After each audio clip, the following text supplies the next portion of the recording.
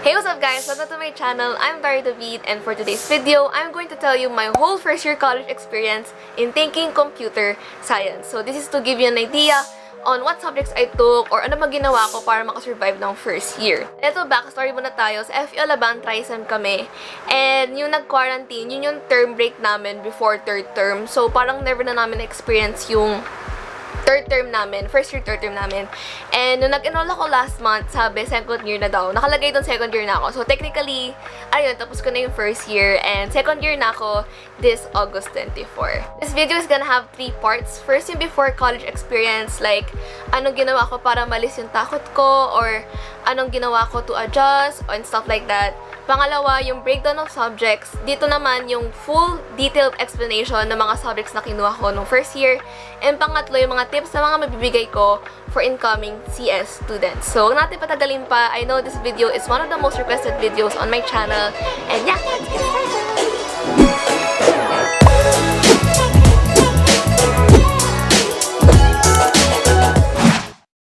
For the first part of this video, I'll be answering some frequently asked questions na related sa before college experience. Ate, okay lang ba na walang background, and paano pag hindi related sa CS yung strand na kinuha ko ng senior high? Yes, okay lang na ibang background, and like I said in my previous videos, na pagdating sa college, back to zero talaga. Back from scratch kayo. If you guys are still worried, I suggest you explore. Ang dami-daming tutorials sa YouTube. Tama na lol. Tama na ang pagchat-chat sa mga crush nyo. Explore and study, man. Sobrang daming websites ang pwedeng makatulong sa inyo sa pag-gain ng knowledge or background sa CS. And if you're still choosing between strands, I suggest to wait out the pros and cons para makita nyo kung saan talaga kayo best, or kung saan talaga, kung anong strand talaga yung nagsusuit for you.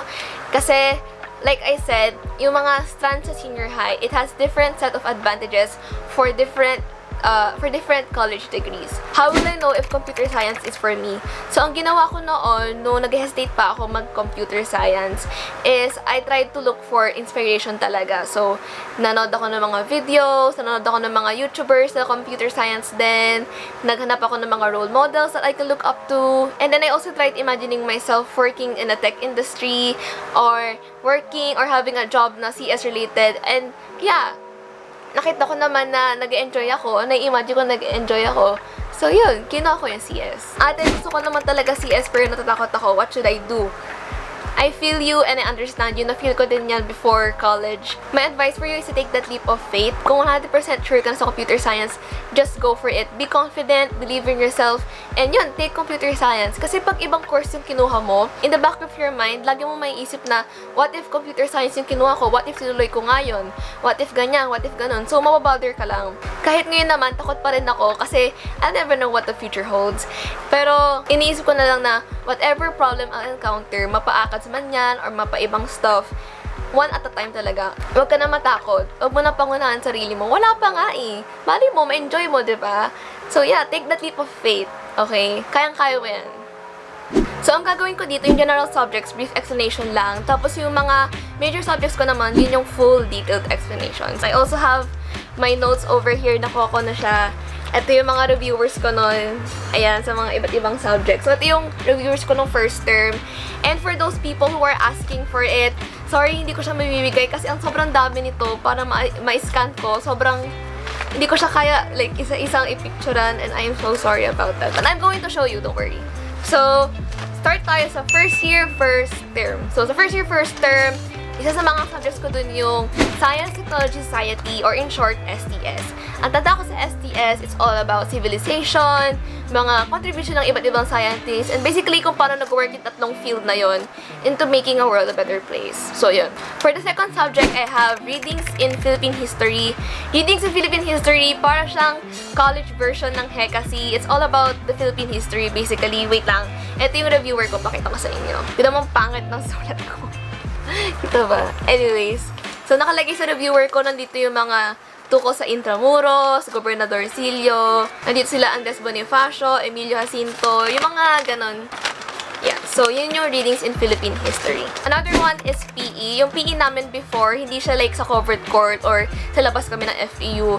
Nasa classroom po kami nun. If nakita mo yung campus tour, nakikita mo dun yung room na pinag-PE-han namin. So yung PE namin, minsan may yoga, minsan may Zumba, minsan may gym. Ako suking-suki sa Zumba kasi mahilig ako sa bayaw. So yun, namiss ko na yung PE. Yung sayo ng PE namin. And then next is, we have gender and society. Or basta GenSoc tawag namin doon. Gender and Society, yung prof ko dito, paborito ko, Hayag Ma'am Easy. So, yung Gender and Society, basically, ayun, about gender and society. Hindi ko na kasi maalala, ang tagal na nun eh. Tanda ko din, nung first few months sa GenSoc namin, ang tanda ko, ang tinuro naman sa amin ng prof ko, yung all about FEU, like, what does FEU stands for, anong history ng FEU, sino mga directors ng FEU, and ano yung mga rules and regulations sa FEU, yung mga ganun. So, yun yung GenSoc namin. For NSTP naman, ang NSTP namin is Civic Welfare Training Service. And doon, sa first term, ang ginawa namin doon is, binigyan kami ng barangay. We were given a barangay, and then, ang task namin is to evaluate it and to research on a good program. Or, yun nga, pagplanuhan yung program na gagawin namin doon na makaka-benefit yung barangay sa second term. So, yan. Yun yung general subjects namin for first term. For the major subjects naman for first term, number 1 is Introduction to Computing LEC and Lab. So, dito sa Introduction to Computing, basically, nandito yung mga computer ethics or ano yung mga right terms to use. Dito sa subject na to, dito ako ito pala tawag doon. Ito pala ginagawa nun. Yung mga ganun. Introduction kasi siya eh. Nandito yung kinds of input, output, and storage devices. Nandito rin yung familiarization of PC parts. Like, mga motherboard, CPU, computer case, and ano yung mga function nila. Mga ganun. Nandito rin yung mga binary conversion, binary operations. Sa mga incoming CS students dyan na gusto mag-advanced study, I suggest learning all about binary, mga binary conversion like binary to decimal, binary to hexadecimal, yung mga ganon. And binary operations like binary addition, binary subtraction, yung mga ganon. So, pag-aralan nyo yun para mas maka-advance kayo. And then, dito din sa Introduction to Computing, pinag-aralan din namin yung Microsoft Office.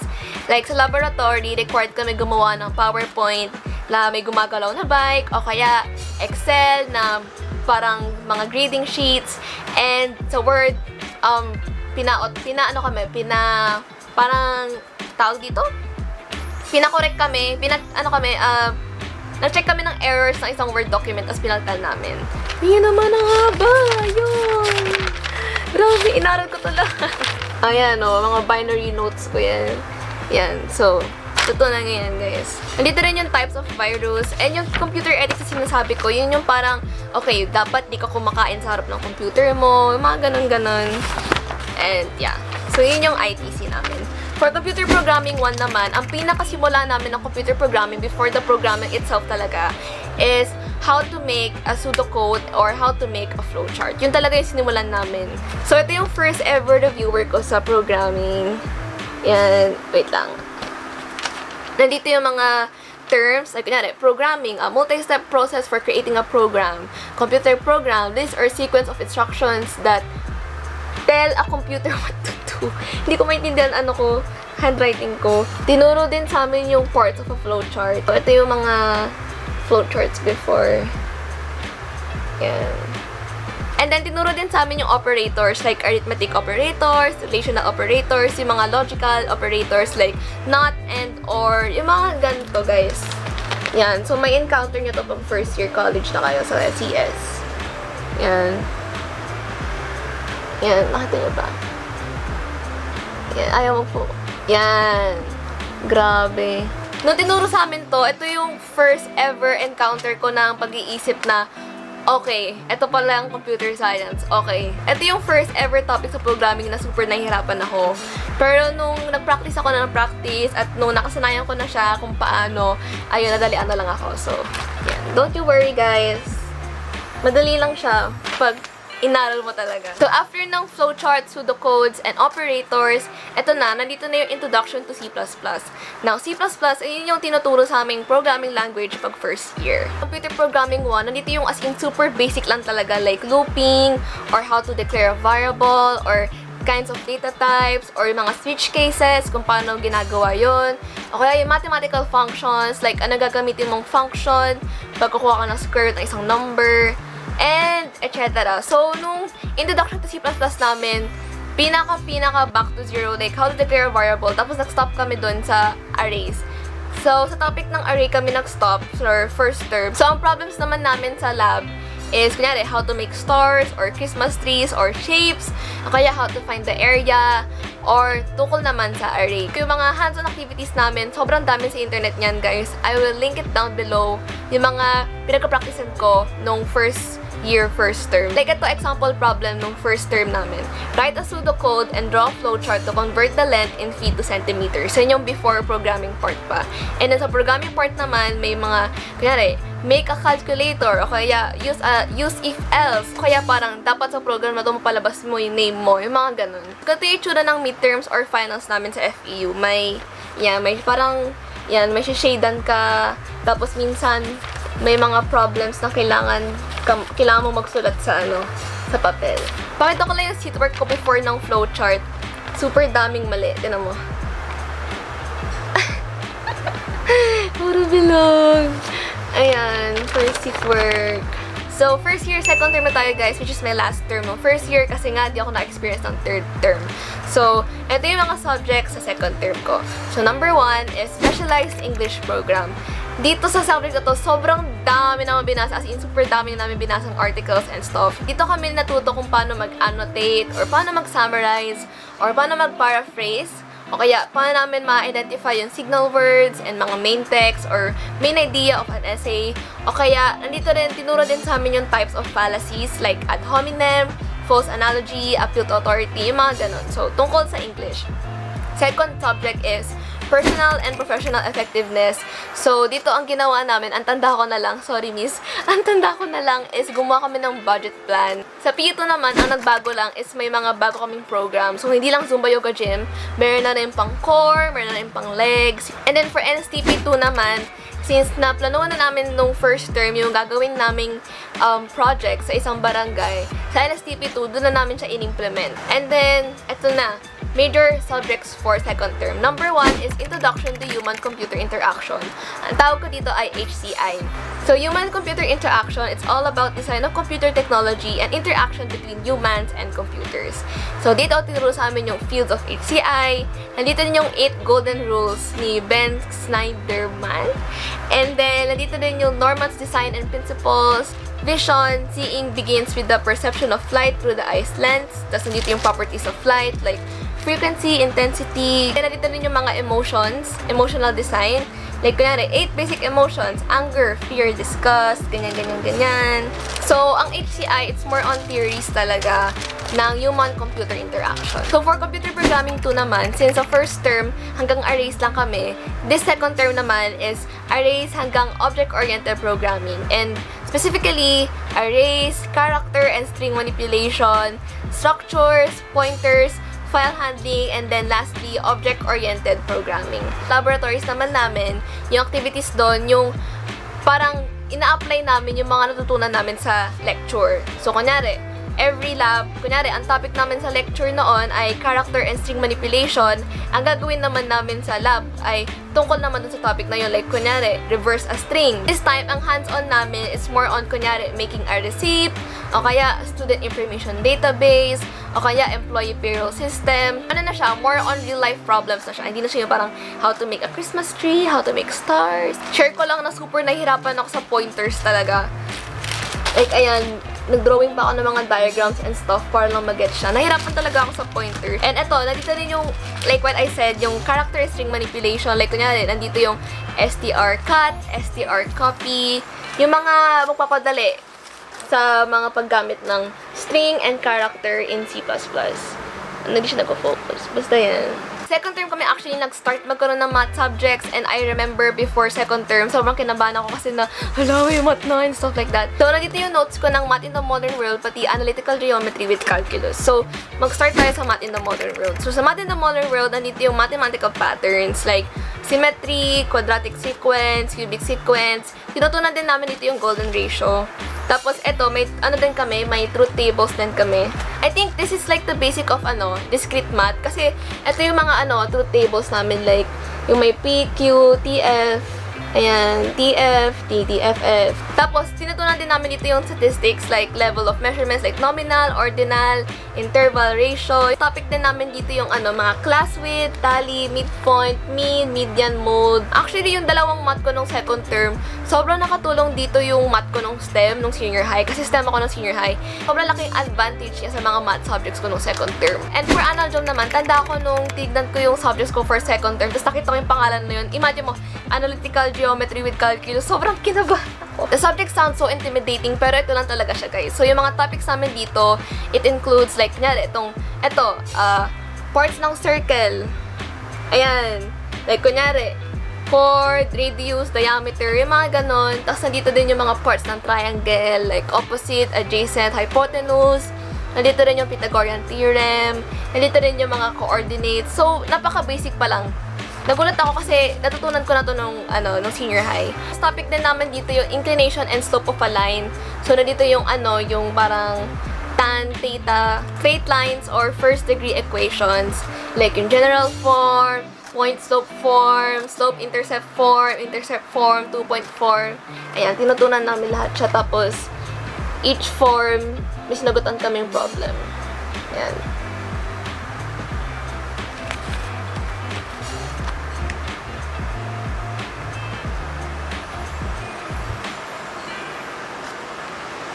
So, yun yung subjects ko for second term. So, tapos na tayo sa pangalawang part ng video. And now, let's move on to tips for incoming CS students. So, here are tips for incoming CS students. If there comes a time na you feel unmotivated, or you feel lost, or you feel na hindi ka na for CS, what I did before, nung na-feel ko yan, kahit first year pa lang ako, is to number 1, write a letter to yourself. So, I prepared a letter to myself before college, na ang nakalagay doon is, kunyari, suko ka na ba? Or pagod ka na ba? Here are things to remember, ganyan na. Kunyari, number 1, you can do it. Number 2, believe in yourself. Yung mga ganon. Pero kung ayaw mo naman magsulat, I suggest you Photoshop yourself. So, ang ginawa ko din is, Photoshop ko yung buong mukha ko sa isang picture ng babae nagpo-program. So, yun, ito siya. Ayan. So, ginawa ko rin siya before. And yun, nakasave siya sa gallery ko. And from time to time, if I feel unmotivated, tinitingnan ko siya para ma-remember ko na, okay, this is the goal. The second tip I can give you is to focus on yourself talaga. As in, tuwid lang dapat yung pagtingin mo. Huwag ka nang titingin sa iba pa. Okay? Dapat focus on yourself lang. Focus on improving yourself. Kasi if you're going to think na buti pa siya ganyan, buti pa siya ganon, mas malulungkot ka, mas down ka. I suggest instead of thinking like that, you think na, okay, I'll do this to be like her. O kaya, I'll do that to be the top of my class. Another tip is to have mini goals. Like, kunyari, no, first year ako, ang goal ko is to finish the whole school year. And I know na I have a long way to go. So, what I do is to have mini goals. Like, kunyari, first mini goal, ace this test. Second mini goal, complete this program. Third mini goal, learn something new. So like, unti-unti muna tayo. Baby steps muna tayo. Okay? Kasi if you're going to look at the goal as a whole, as a big picture, it's gonna be really hard. For me mas na-pressure ako nun if I keep thinking na, okay, I have to finish this school year with high grades. Next step is to maximize your resources. You have the internet, you have books, you have your friends. Make sure na lahat talaga ng kaya mong makuha is makuha mo dun. Like, kunyari, sa internet, may YouTube, ang daming video tutorials na pwedeng makatulong sa'yo, ang daming websites, ang daming articles. O kaya, sa friends, pwede ka magtanong sa mga friends mo na, uy, paano mo to ginawa? Anong solution mo dito? You and your friends can work together to solve a problem. The next step is to take your time in adjusting to your new environment. The transition from high school to college will be really hard. So, don't pressure yourself na dapat, kunyari, after a few days, may circle of friends na ako. Dapat after ganyan, kilala na ako. I just want to say that you're not alone, and for some people talaga, it will take time to find the right circle of friends. So, wag niyo madaliin yung pagpili niyo ng friends niyo. Dapat choose the right friends pa din. Dito na rin papasok yung tip ko na meet other people, meet new people. Don't be afraid to engage yourself in activities, in orgs, in group chats na mas makakatulong sa'yo makahanap ng circle of friends mo. The people you will choose to be with kasi is a really big factor in your college life. So, suggest ko sa inyo na pumili kayo ng tao na magkakaroon ng good influence sa inyo, na makaka-contribute ng energy, good energy sa inyo, good vibes, okay? Another tip I have is to don't forget your passion.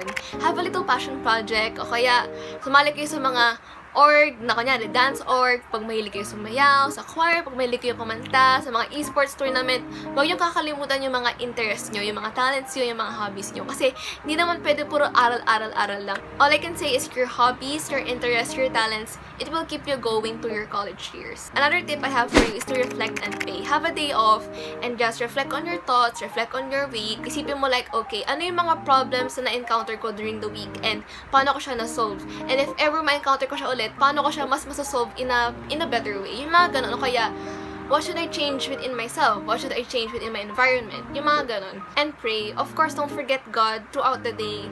And just pray to Him na kunyari, God, thank you sa ganyan. O kaya, God, sana ganito, sana ganyan. O kaya, God, gabayan niyo ako sa araw na to, sa online classes ko. The last tip I have for you is to study hard, but also take a break. Reward yourself naman.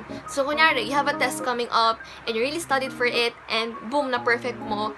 The day after, you treat yourself. You get yourself some milk tea, you get your hair done. Work hard, play hard lang talaga, guys. But please, stay healthy. Always drink water. Sleep for 6 to 8 hours and stuff like that. Okay? Thank you guys so much for watching this video. I hope you liked it. And sana nakatulong to sa inyo. Huwag kayong mag-alala. I will do this annually. So, meaning after 2nd year, gagawin ko ulit to. After 3rd year, gagawin ko ulit to. And after 4th year, gagawin ko ulit to. And if you have suggestions on what videos I should do next, please comment it below. And don't forget to like, don't forget to subscribe, and don't forget to share this video. And hit the notification bell to get you notified in my next video. So, see you in my next video. Bye!